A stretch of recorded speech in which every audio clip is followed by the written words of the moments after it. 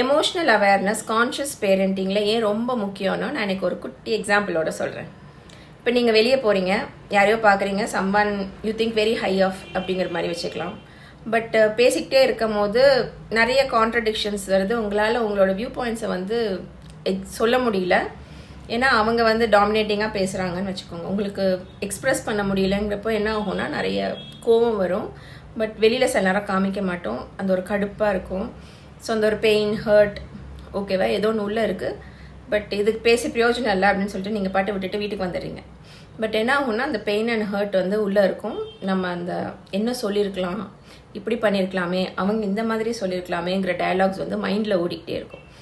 அதே ஒரு ஸ்ட்ரெஸ்ஸோ டென்ஷனோ அதை வச்சுக்கிட்டே நீங்கள் அப்புறம் சமைக்கிறீங்க, எல்லாம் பண்ணுறீங்க, கஷ்டப்பட்டு ஏதோ பண்ணுறீங்க, எல்லாம் வச்சுட்டீங்க. ஸோ மேபி டின்னர் டைம்னு வச்சுக்கோங்களேன்.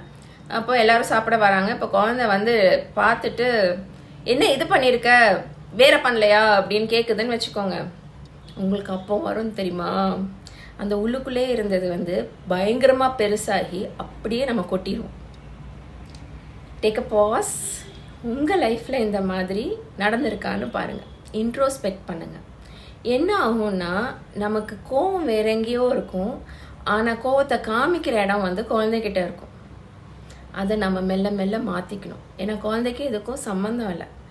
இது வந்து நம்ம எப்போ வந்து என்ன எமோஷ்னல் ஸ்டேட்டில் இருக்கோங்கிறதுக்கான அவேர்னஸ் வேணும்னு நான் சொல்கிறது இதுக்காக தான்.